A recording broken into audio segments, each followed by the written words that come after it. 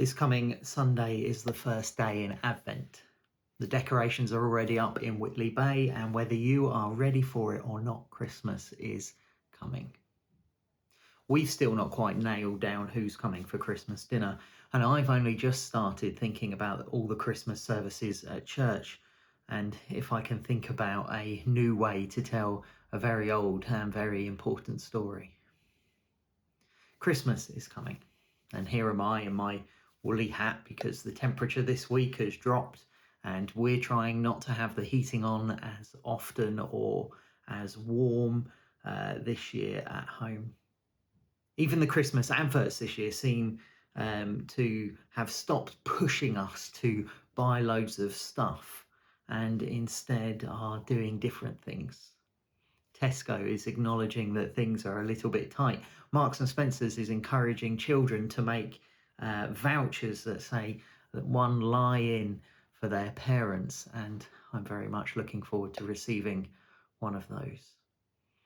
And the John Lewis advert is encouraging us to consider fostering and has already made me cry more than once. Sometimes I think we can feel an obligation at this time of the year to make it the best Christmas ever. That if we just put a bit more effort in, if we just buy a few extra presents, it will be the best Christmas ever. But unfortunately, I have news for you. You're too late. This will definitely not be the best Christmas ever. The best Christmas ever was more than 2,000 years ago when God showed his great love by giving us his one and only Son. This will not be the best Christmas ever, so I recommend that you give up trying to make it such. Honestly, give up, because the temptation is to try and make things incredible. We feed so much time and effort and money into trying to make things perfect that it can leave us exhausted. And then we find that we've spent more money than we really should have. So this Christmas, my encourage to you is to give up. Don't try and make things perfect. They won't be anyway. Don't overspend. No one will remember if there are less gifts under the tree or if dinner wasn't quite so extravagant this year. Stop doing stuff to try and make it just right and just be instead. Be present. Spend time, give attention, play games, have laughs, invite others to share. The great joy of Christmas has always been the gift of presence, of Jesus with us. I promise you, your friends and family would prefer to spend time with you than to get an expensive gift or to be served an enormous meal.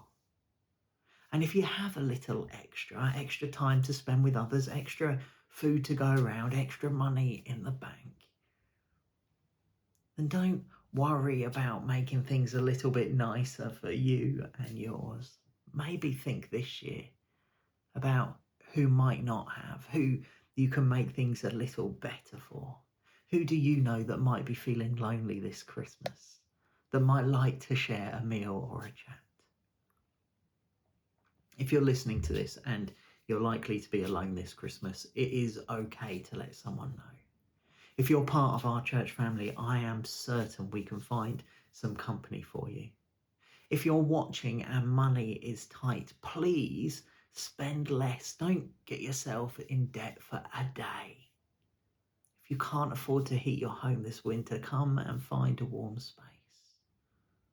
As a church family, let's share the joy of presence with one another this Christmas. And if you're someone who's really not looking forward to this Christmas time, if grief or worry or stress make Christmas anything but the most wonderful time of the year, we have a service this coming Sunday, 27th of November at 6:30, where we are going to acknowledge our struggles before the Lord and ask him to walk with us, even in the most difficult of days. And we'd love to see you there. Above all, though, don't forget this Christmas should be about presence. not about presents.